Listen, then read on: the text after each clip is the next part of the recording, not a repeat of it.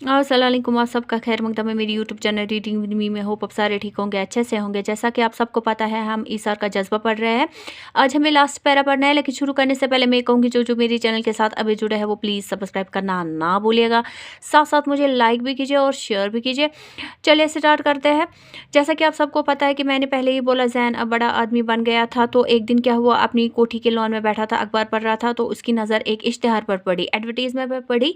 तो उसने देखा कि अदनान की ज़िंदगी बचाने के लिए एक गुर्दा अतिया के तौर पर देने की दरख्वास्त की गई है। लेकिन उस ज़माने में क्या होता था, जब हज़ारों रुपये भी खर्च करते भी लोग, ढंग का गुर्दा हासिल करना आसान काम नहीं था। भला अतिया के तौर पर कौन देता। ज़ैन खबर पढ़ते ही उठ खड़ा हो गया, अपनी बीवी को बताए बगैर अपनी सेक्रेटरी के साथ रवाना हो गया। दूसरी सुबह वो अदनान और शिपा के पास मौजूद था। बाप की हालत देखकर ज़ैन को बहुत दुख हुआ। उसने उसका हाथ में लिया और रो रहा था, और माँ को भी गले लगाकर बहुत देर तक उसने सिसकियाँ लेता रहा।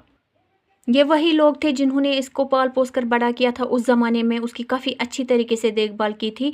उसको सारा याद आ रहा था, पुरानी यादों से वो काफ़ी निडाल था। वो दो शख्स थे जो जिन्होंने इसको पाल पोस कर बड़ा किया था, जिन्हें वो पूछता रहा था। अब महज हड्डियों के ढांचों की शक्ल इख्तियार कर चुकी थी। कुछ देर तक उसने खुद को संभाला, फिर उनको भी संभाला, फिर डॉक्टर के पास गया और उससे मशवरा किया, और दूसरे दिन ही अदनान का ऑपरेशन करवाया गया। ज़ैन ने अपने एक गुर्दा बाप की नज़र की और उसकी जान बचाई। वो चाहता तो दौलत देकर कहीं से भी गुर्दा हासिल कर सकता था, लेकिन अदनान की हालत इतनी ख़राब हो गई थी कि वो ज़्यादा देर तक इंतज़ार नहीं कर सकता। इसलिए उसने समझा कि ये ख़तरे से खाली नहीं है, इसलिए। और दूसरी बात ये है कि वो सादत समझता था, कि वो चाहता था, उसकी ये खुशनसीबी है कि मैं अपने बाप की नज़र अपना एक गुर्दा करूँ।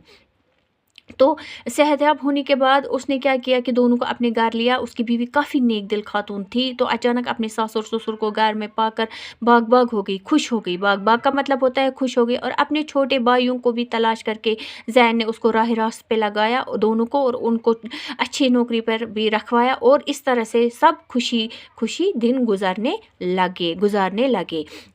इस कहानी से हमें ये नसीहत मिलती है कि जो माँ बाप हमें जो जन्म देती है माँ, या माँ बाप देते हैं हमें जन्म, तो खाली उसका ये नहीं होता है कि हमें उनकी खदमत करनी चाहिए, बल्कि जो हमें पालते हैं उनका भी हमें ख्याल रखना चाहिए, उनके जज्बातों का भी ख्याल रखना चाहिए। यानी कि हमें दोनों की अच्छी तरह से देखभाल करनी चाहिए, चाहे वो जिन्होंने हमें जन्मा हो, चाहे जिन्होंने हमें पाला हो।